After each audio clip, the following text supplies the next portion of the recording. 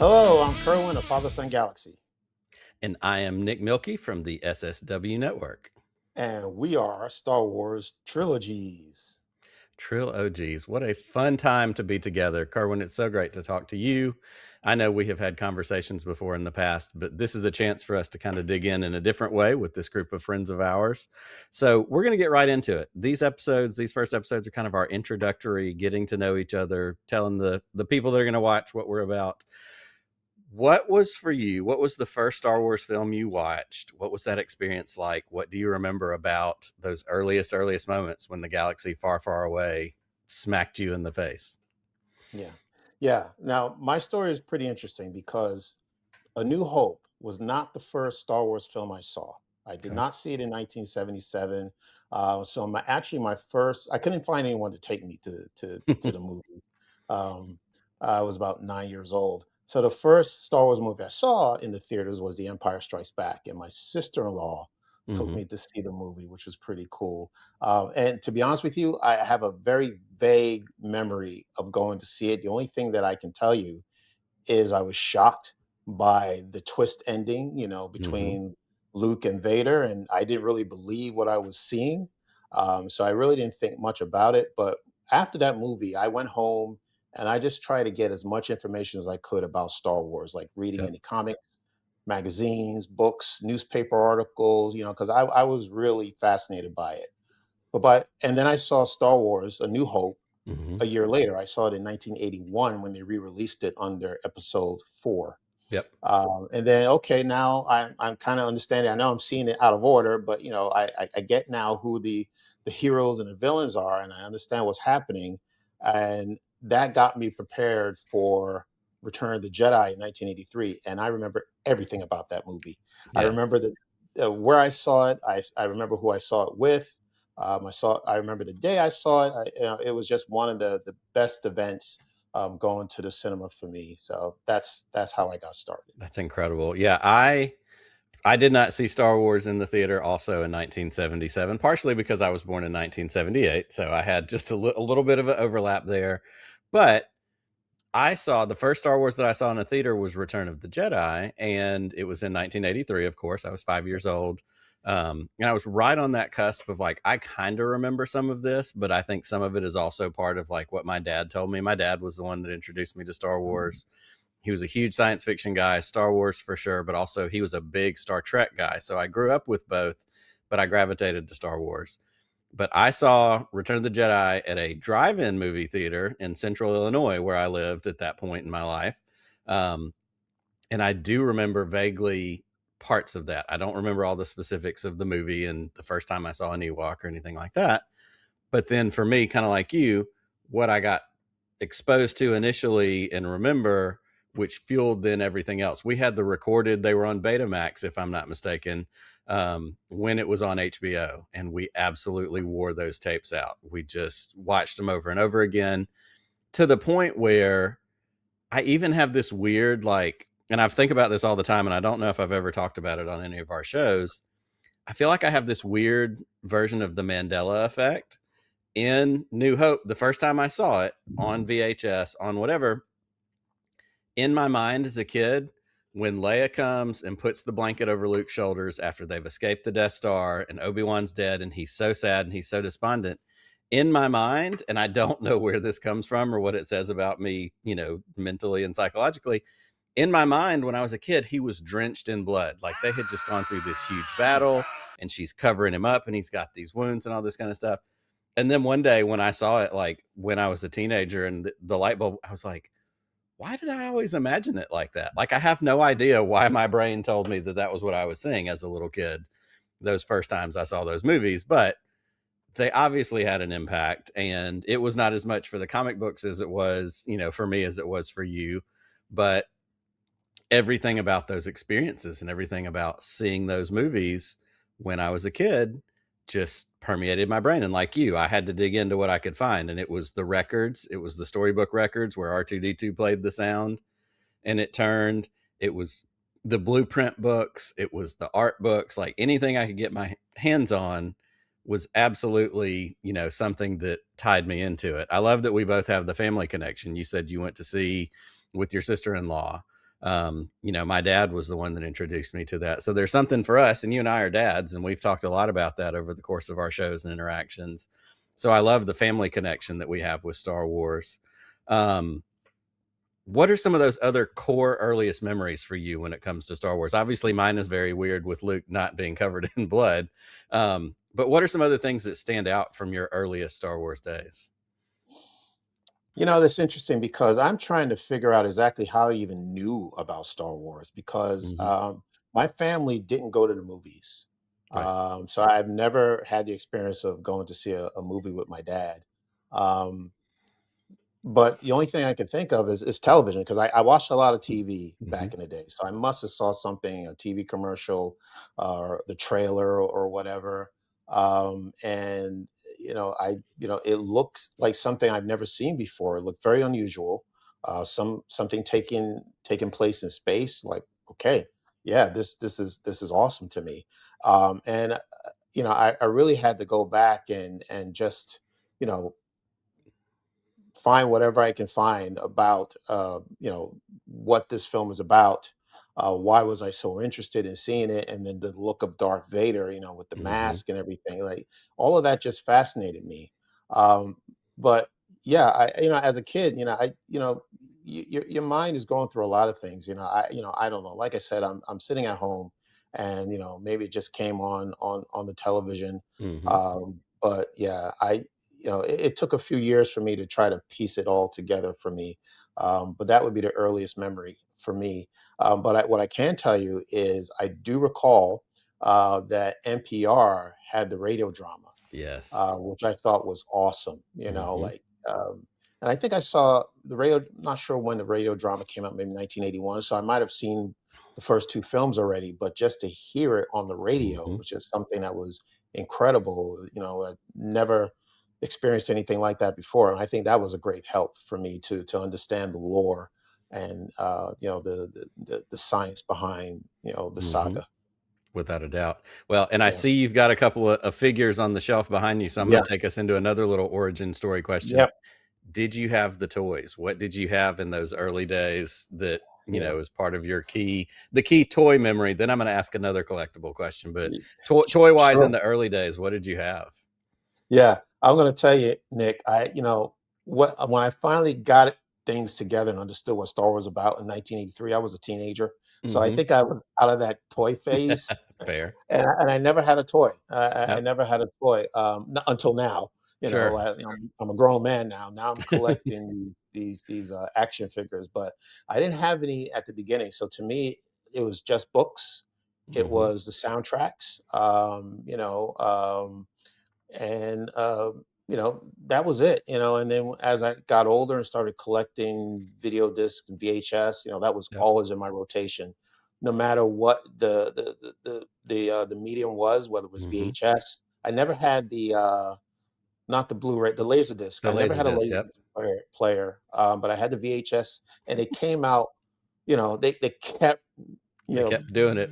yeah, All the reissuing the new VHS, versions.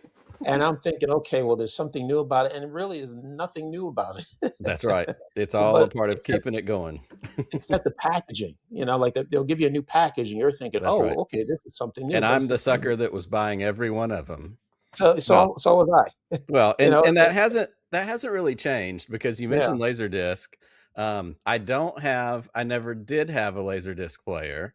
I don't currently have any Star Wars Laserdiscs, but that doesn't mean that I don't search for them periodically on eBay, or if we hit a thrift store and there happens to be a milk crate full of Laserdiscs, I'm looking and I will buy them because I have Indiana Jones Laserdiscs, and despite the fact that I don't have a player, but it's simply the fact that it's Indiana yeah, Jones and Star Wars. yeah, And sometimes if you see it, you just have to buy it. Like it's there. I have different versions of the VHS, different versions of the DVDs, and that's one of those things that we all do. As a fan, is go, yeah, I need that. I don't care if it's the exact same thing in a different package. I don't have that one.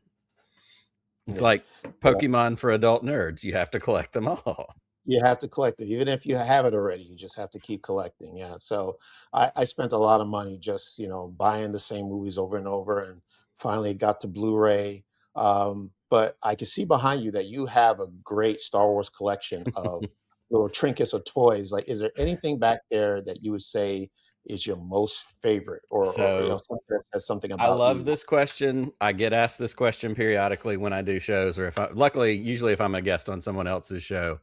Um, I didn't have a ton of Star Wars toys as a kid. I had some. I had a lot of He-Man stuff. I was kind of in a He-Man Star Wars, toss up mode, and I had a lot more. I'd say all the time, I don't think I communicated to my parents enough how much I wanted more Star Wars things. They just kept buying me the He-Man stuff because they're like, oh, he loves it. Of course, you're not going to tell them no. You're just going to be Yeah, thankful you got it. So I had Castle yeah. Grayskull. I had a lot of that stuff, but I didn't have the Millennium Falcon, and I really wanted it. I had an X-wing. I had the Snowspeeder. I had some stuff. Um, but when I was a kid, and we moved a couple of times when I was in the third grade, and eventually ended up in Alabama. But in the process of moving, I lost the one toy that I had as a kid when it was Star Wars toy that was my absolute favorite.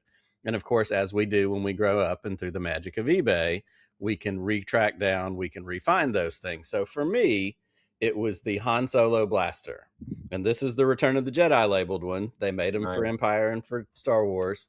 But I still have this guy. I don't think it doesn't have batteries in it. It makes a terrible whining sound that's supposed to sound like a blaster. But I have this. I recollected it. Unfortunately, it's not my original. But this was my favorite toy as a kid because it allowed me to pretend to be Han Solo. And I have always said my two favorite Star Wars characters are Han Solo and R2D2. Luke Skywalker was great and all. He had Right. magic powers, but Han Solo was somebody that I could be. Like, he was a normal dude. It didn't always work out for him. Same reason I love Indiana Jones. He was just a dude and he kind of lucked into it. And for whatever reason, even as a kid, I could relate to that. So a toy that I could use to pretend to be Han Solo, that was right up my alley. Like, that was a favorite. So it is my favorite in my collection. I am very fortunate to have a lot of different things. Over my shoulder, I have the weird, like the bootleg ceramic statues are one of my favorites. So I have the bootleg Yoda. Um, I have a Darth Vader somewhere else. And yeah, we're lucky that we're in an era now where we can collect. And, I have too much stuff. And quite regularly, I go, I need to get rid of some of this. But how do you get rid of Star Wars stuff, right? That's not how it works. Yeah, absolutely. Yeah. Usually No, I just you try do. to share it with someone else. Who can I send this to? I don't need it, but who can I send it to that they can enjoy it? That's the way it should work. You just buy a bigger house, Nick. That's it. You don't give As away much as, anything. You yeah. don't sell My anything. wife If keeps you, telling me the same thing. That's the problem we're yeah. running into. Um, yeah. So what about you? What is a favorite collectible? What is, a core cherished piece? If you had to run out of your house right now, what's the one you're grabbing? Yeah. Well, I already brought it up, but I was just so amazed. Like you said, many years later, I had no idea that I was going to be able to find the Star Mm, Wars radio drama that I just so talked great. about. Yep. Yeah, I have that. And the reason why I wanted this, again, this is what sold me on Star Wars. This is Hmm. what put everything together for me. The lore, the music, and it's like just seeing a movie all over again. And it's an extended version. I think this Yes. lasts about 4 hours, but I love every moment of it, and I always remember it. And I remember the first time listening to it, so I had to get it. And not only Star Wars, I got The Empire Strikes Back. Oh, there That it is is. also a gem because Yep. you get to hear the voices of Mark Hamill, Lando Hmm. Calrissian, Billy D. Williams himself on it, and Anthony Daniels. So that was definitely a buy for me.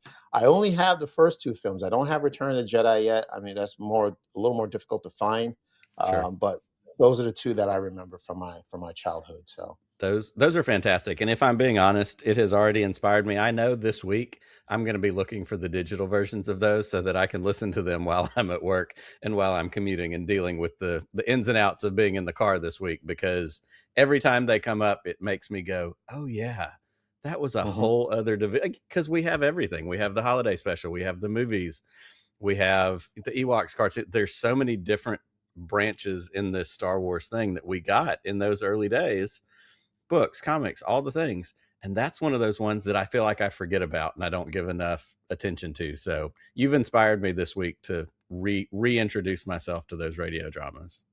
Yeah. All right. Thank you. Well, are you ready to get into our topic? I definitely am. I have some thoughts for sure. Oh, great. Okay. All right. Well, Nick, as you know, we are just days away from Maul, Battle Lord, premiering on Disney Yes. Plus on April the 6th. I think there's a lot of hype behind it, especially Hmm. because it's what Star Wars does best. They do many things very Yes. well, but one of the things they do very well is animation. So I Hmm. always look forward to their next animated series, and this one is coming on April the 6th. So it got me thinking, and I imagine that Maul, this person, if you go back to the Phantom Menace, as Keith would describe it, Obi-Wan gave Maul the half off deal, Yep. you know? He sure Uh, did. yeah. He sure So, did. yeah, this is spoiler. But at the end of the Phantom Menace, he is destroyed by Obi-Wan. He's cut in half, and there was no Mhm. way that he was going to come back from that, but he did, and he's still here more than 25 years later since the release of the Mhm. Phantom Menace. So, Nick, here's my first question to you: like, was it a good idea for them to bring Maul back?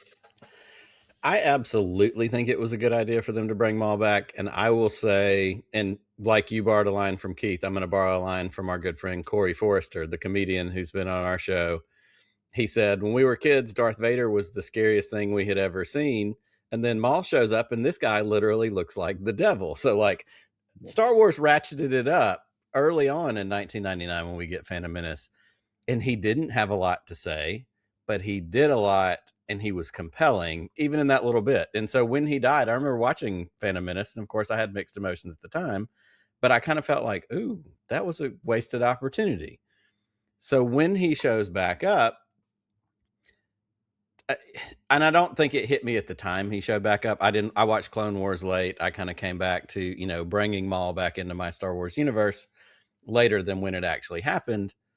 But the more Maul showed up, and I'll say, especially for me, it was Star Wars Rebels.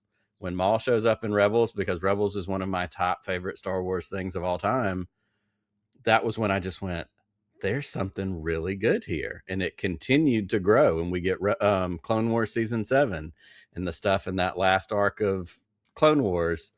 It just keeps going. And the people I know, our good friend Pete, he's a huge Darth Maul fan as a character. And it's a character that grew that maybe George Lucas didn't fully know what he had when it started. Or maybe he did and he just didn't unlock all of it and left some on the table.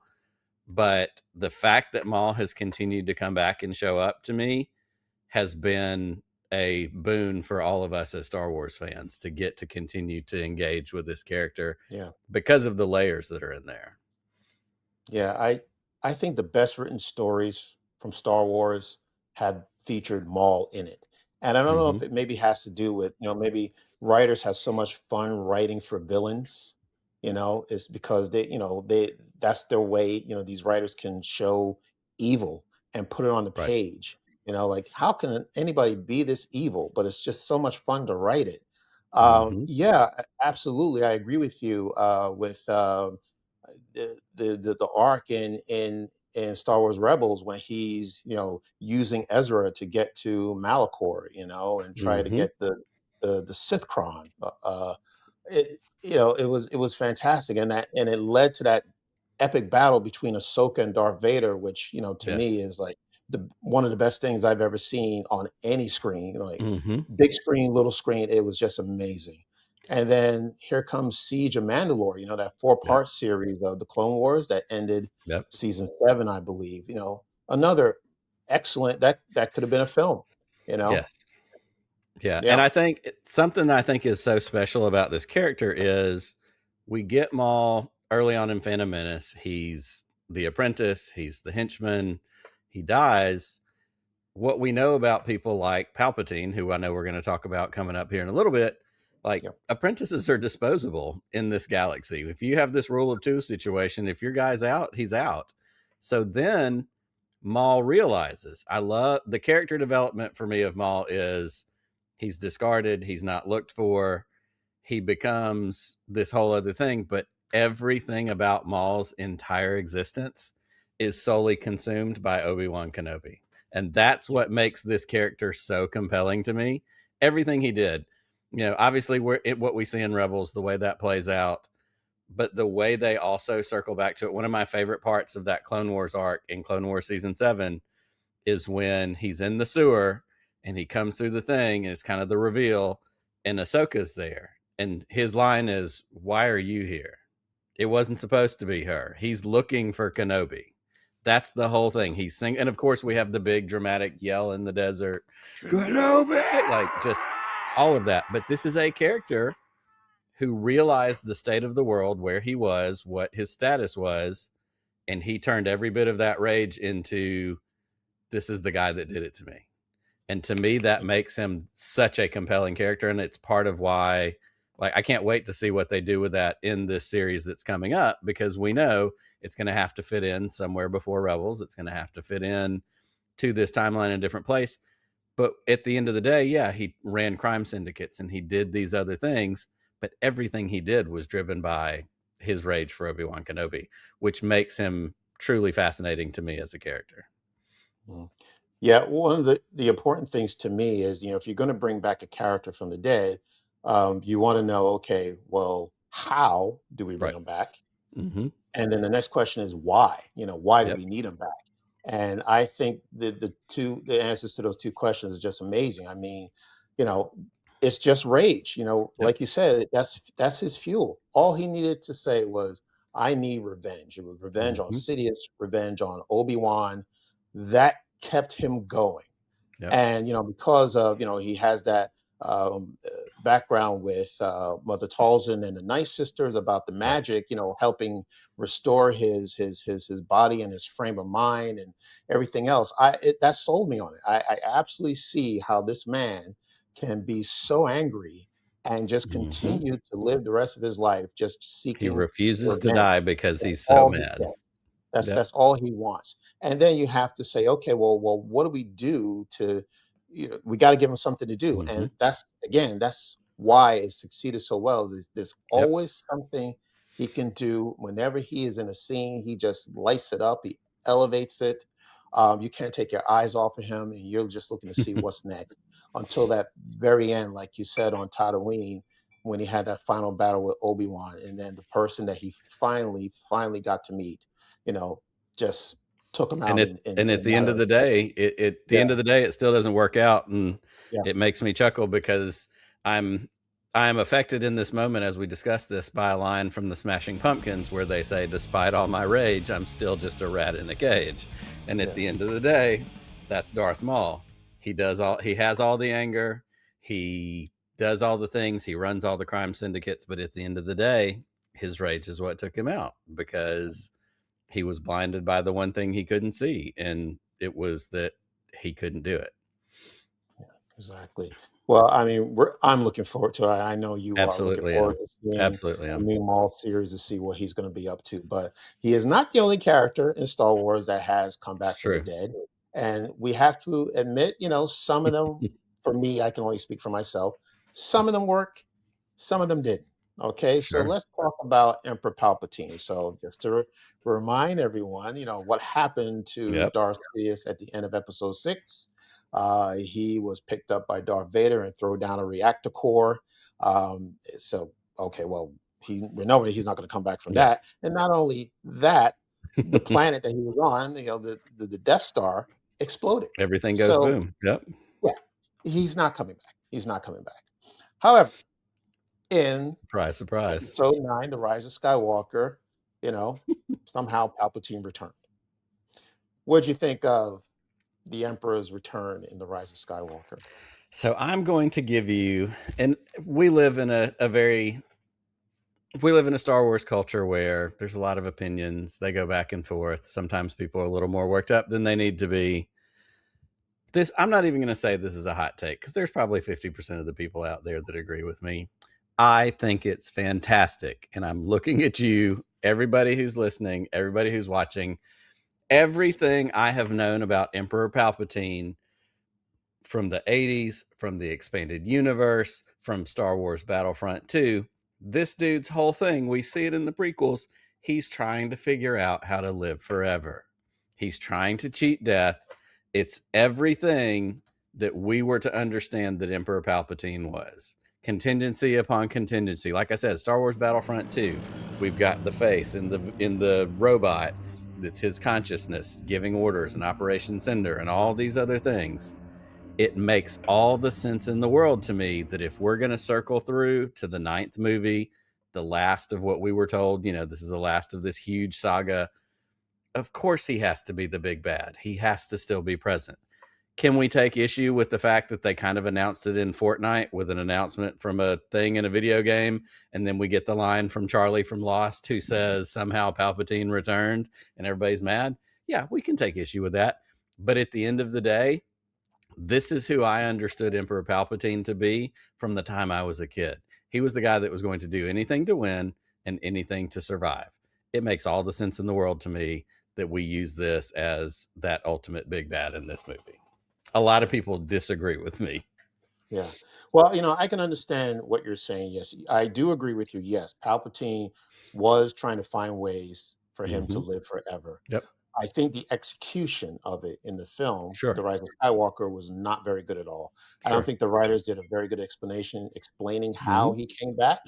I think maybe in the first 5 minutes we see him.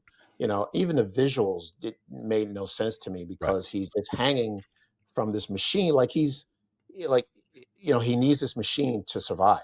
You know what I Correct. mean? Like, okay, so when did he get hooked up to that machine? Mm-hmm. When was this body or this whatever it is formed? Right. Where is this voice coming from? None of that was explained to me, Right. and it kind of got me lost in the entire film. So, yeah, it would have been great for him to come back, but Yeah. I think the problem that the writers and the producers maybe were having with the film is that, okay, well, how do we, it's not even about Palpatine. It's about Kylo Ren. Well, Right. um, rec- how do we bring Kylo Ren back to the Mm-hmm. light side? Well, Mm-hmm. in order for you to do that, it needs to be a bigger baddie for him Sure. to combat so that he can become good, just like the arc that was happening in Return of the Jedi. So I think, Mm-hmm. unfortunately, the Emperor was being used, but not used correctly. Right.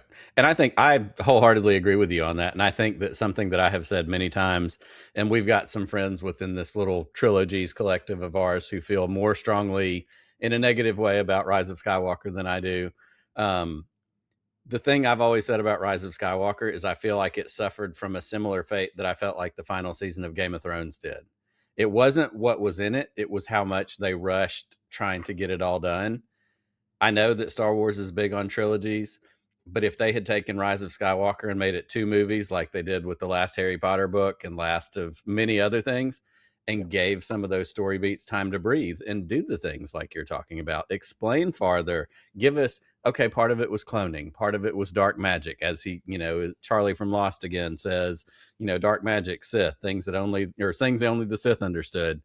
Like, give time to let some of that develop and breathe. Let us see, it's not just Kylo running through the forest, cutting down a bunch of people to quickly find a holocron. To then, if we had taken the time to let those story beats develop, I think that could have had a lot of, it just gave the opportunity for us to understand it more. Cause like you, I look at things and go, but wait, how did that happen?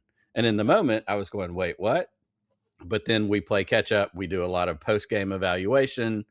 And so like again, I think my issues are with execution, which is more of a real world side of things. The writers could have had it there, but they could have been told, yeah, it has to be one movie and it has to be less than 2.5 hours. So figure it out. So they Yes. have to, exposition goes out the window or we get it crammed into other things. But, but yeah, I agree with you. I think the execution of it is where it was weak. And if there was a way for them to, have developed that story more with some time for it to simmer, I think that could have really improved, hopefully, how people felt about it. But you never know because you can't please everybody. Yeah. And I get the impression that the people behind Star Wars was probably not happy with the way the Rise of Skywalker turned out, because I think they spent a lot of time trying to explain cloning, Yes. with the Bad Batch and with the Mm-hmm. Mandalorian, and Yeah. and I don't know if it quite worked or helped its Right. cause.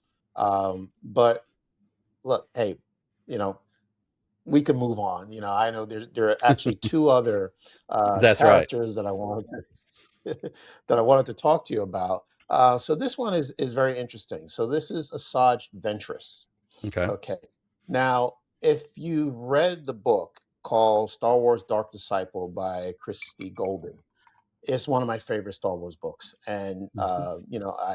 I hope the people who are watching this would have read it because I'm going to spoil the ending for you.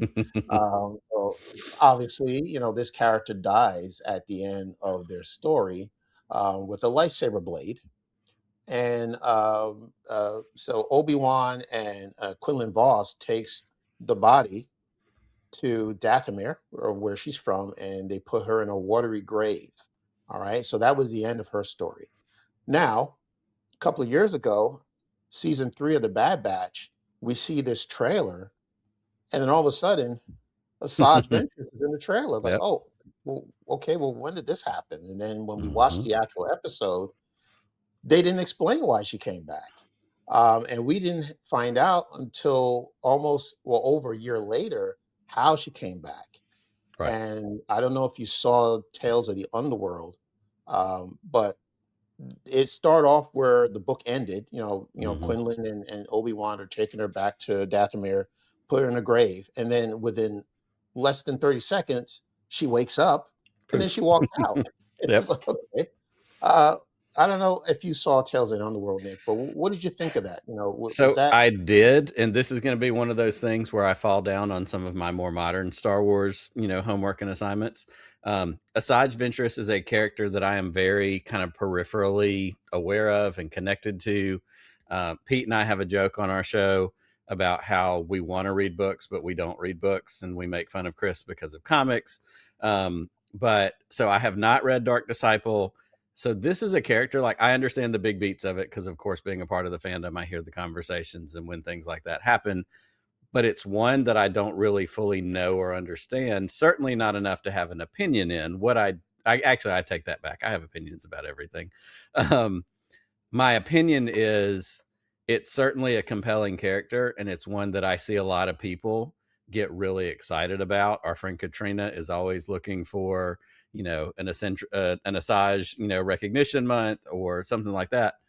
So this is a character that I recognize is a big deal, and the fact that they come back in this similar way has a lot of impact on people. So I don't have opinion about it, how I feel, but I know that it's one that stirs up a lot of feelings for fans. well, Nick, I have an opinion. Absolutely, let's hear it. So, Asajj Ventress is a great character, and just like how we talked about with Maul, it's the how the person Hmm. came back and the why. Yep.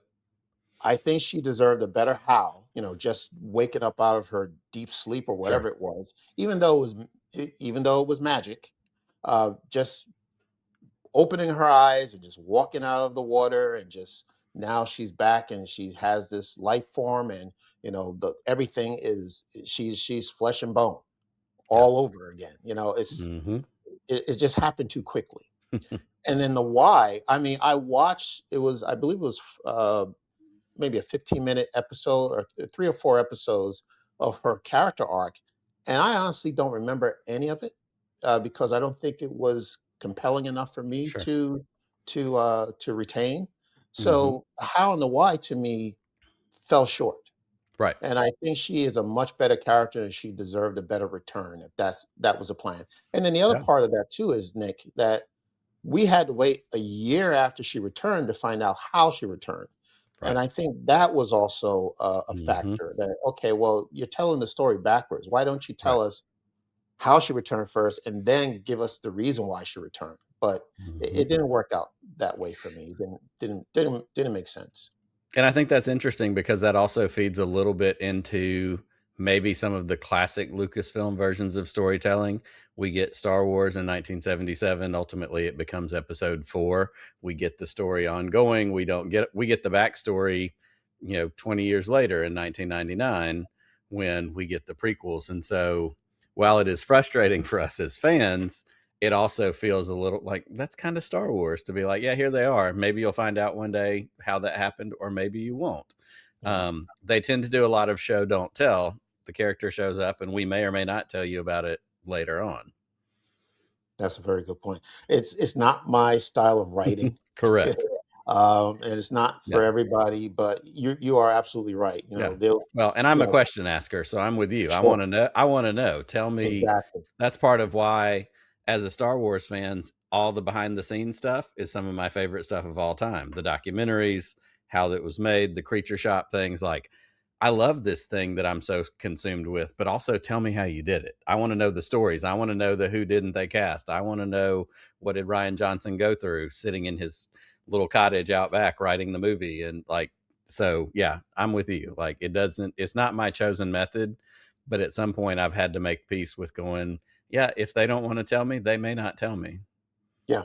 And you risk, if you don't tell the fans up front, they're going to forget about this character, and then a Right. year later they're going to say, well, I don't really care anymore, you know. So Mhm. that's something that you know, you have to take Well, into and consideration, that we you go want, back to Maul yeah, for you a want second. people to care. Yeah, Maul's a great example of that. Maul shows up at the end of Solo, and I have more people than I can count going, "Wait, what's going on here?" And we had to, go, well, in the animation or in the because there's so many different options and opportunities for characters to be used. So we encounter that similar situation many, many times. yeah. All right, one final character. Now this is very Yes, sir. interesting. So, well, Ben Solo. All right, Mhm. let's talk about this one. This is very interesting. So we know, spoilers again, if you saw episode 9, Ben Solo does die after giving his, if I'm explaining it well, his life force over to Rey to save Right. her, and in turn, he saved her, but he actually um, did not survive. Mhm. Last year, we got word that Adam Driver and Steven Soderbergh Yep. had a pitch, or gave a pitch to Lucasfilm and Disney about having Ben Solo return, and Disney turned it down, which is very interesting. I think the reason, and the reason why, you know, we're talking about Bob Iger, the former Yep. CEO, turned it down is because, well, he couldn't understand why we're doing a movie about a character that died in the last movie. So, what do you think, Nick? You know, were you fascinated or excited about this idea of Ben Solo returning? We were robbed. We were robbed of this opportunity, and there's several reasons for that. Steven Soderbergh is a very famous director, has done a lot of incredible films.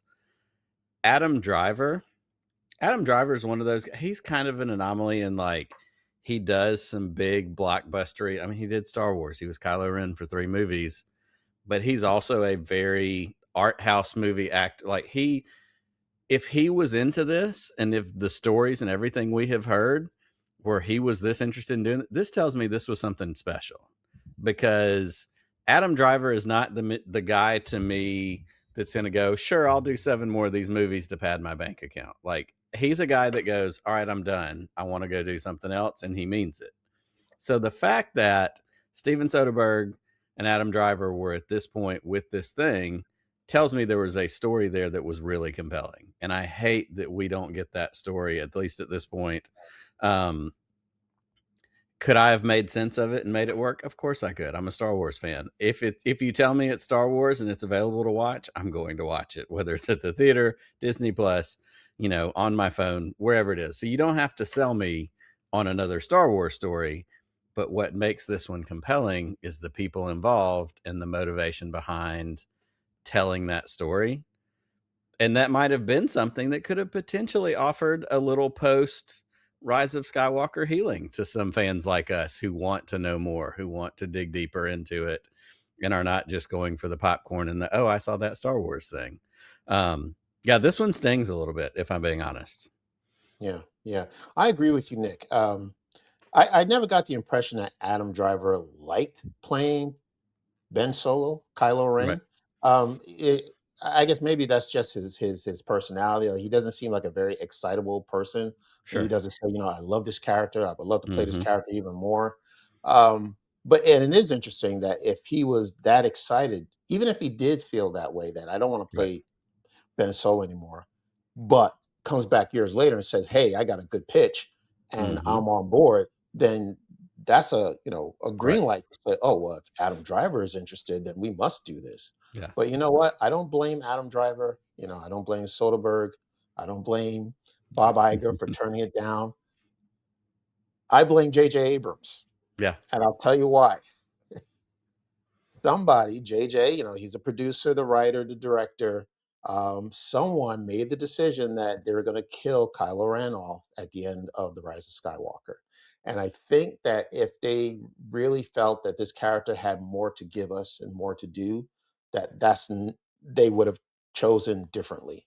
I think really, they put all their eggs in the Ray basket, and that she was going to be the sole survivor and she was going to be the one to continue on with the stories, which is fine. But Kylo Ren was actually a really good character as well, and I think he had a great following. He was well liked. So I wish they would have rethought it, and Sure. and maybe kept both of the characters together. Hmm. And then even if they go on their separate ways, but at least you get this race story going on here. Right. You got the Kylo Ren story going on here. And I think it Hmm. would have been a lot easier for Iger to say yes. Well, absolutely, let's do it. So Right. I don't know. It, yeah, and I'm with you. And that character is one for me that, of course, being the age of the fans that we are, getting the sequel movies, Phantom Menace, Force Awakens feels like, this is a reintroduction. This is, we're bringing everybody back. We're reeling people back in.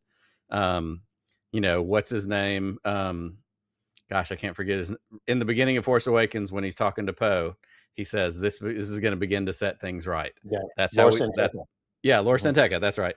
I think of him as the wise tree guy in Game of Thrones. But he says this is going to begin to make things right, and that was how it felt for a lot of us Star Wars fans. Like we're reeling everybody back in. We're giving you the big original trilogy feels. Kylo Ren in that movie, I was like, okay, he's new Darth Vader. We have a dark character. We have a this, and of course, another. It's not a hot take because again, 50% of the people are with me. The Last Jedi is one of my favorite Star Wars movies of all time. And Kylo Ren in The Last Jedi is what made me like that character it's because of what Adam Driver did and because of his acting. He is an incredibly talented actor. But that movie is the one where I went, oh man, there's something going on here. Like there's something that I'm keyed into.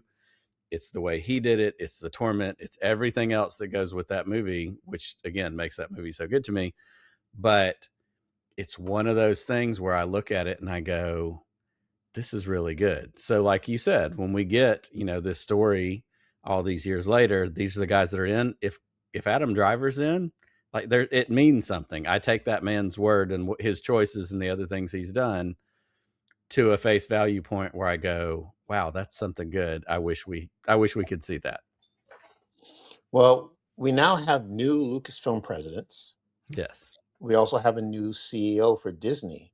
Yep. Um, do you think now that we have people new people in these positions, is it still possible for them to green light the Ben Solo story? I think it's possible. I think that window is much smaller than if we had gotten this story a year or two ago. Obviously, humans age. Adam Driver's not going to look like Kylo Ren at this stage of what this story is. We also know there's a tenuous line between CGI and AI and characters. And I think it's still possible, but I feel like if it's something that they want to do, they have to take action sooner rather than later. And of course, I'd love to see it. Um, that also doesn't mean, and we have the beauty of animation, maybe that story gets turned into some sort of really fantastic animated movie. Don't make it a series, make it a movie. I've always said one of the things I wanted for a long time was a continuation of some of the original trilogy stories, maybe between Empire and Jedi, done in the Clone Wars animation style. Like I would really love to see those characters on those adventures like that.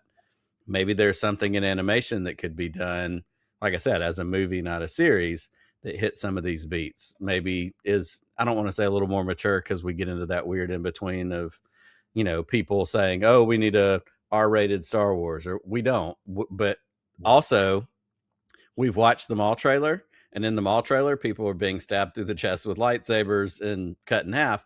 So at this point, it's kind of all on the table. Um, but yes, I would still love to see it. I just feel like if we're going to get it, the window is kind of small. Yeah, I think because we have new people in the positions that they should give it another chance. Yeah. Pitch it again. to the new CEO, Hmm. Josh, tomorrow. And who knows? I mean, I expect that he is aware of how popular Ben Solo is as a character. Right. And he probably sees the dollar signs like, okay, well, I'm not sure why my predecessor didn't approve it, but I will because I think this movie's going to make a lot of Yeah, money. And that's what it's that's all right. about. Yeah. And everybody has a different perspective, and everybody has a different, at some point, yes, you're going to come in and you're going to do some things the old boss did, but also as the new boss, at some point, you get to come in and say, but we want to try this other thing. Yeah, I'm hopeful. I'm always hopeful when it comes to Star Yeah. Wars. Yeah, you never know. I mean, we got a fresh take, new people in top positions, so we'll see. Star Wars is not dead, so we're That's looking right. forward to what's going to happen to Star Wars in years to come. But this was a great topic of conversation. It was a pleasure speaking with you, Nick. As always, it's so Yeah, good to see you, and I love it when yeah, our paths crossed out here in this galaxy far, far away. yes. Where can people find you? You can find us. Probably the easiest thing is the sswnetwork.com. It's our website. It has social media, YouTube, all the places. We do ATG live every other Thursday night, usually live for an hour or so. We have guests, we have toasts, we have shenanigans. And then we try to do long form interviews as we get guests that, we connect with. And so if you search on podcast places, it's the SSW Network, and really the sswnetwork.com. That's it. Yeah. And we are Father Son Galaxy. You can find us on X, Instagram, and Facebook. We have a YouTube channel. We will be covering the Maul series. So please join us. Listen to us where you get your audio streams anywhere. Apple Podcasts, anywhere you listen, you'll find us there. So we hope you'll join us in the next few weeks. So thank you so much, Absolutely. everyone, for joining us for this Star Wars trilogies. All right. Well, Yes. have a good night, everyone, and we'll see you again.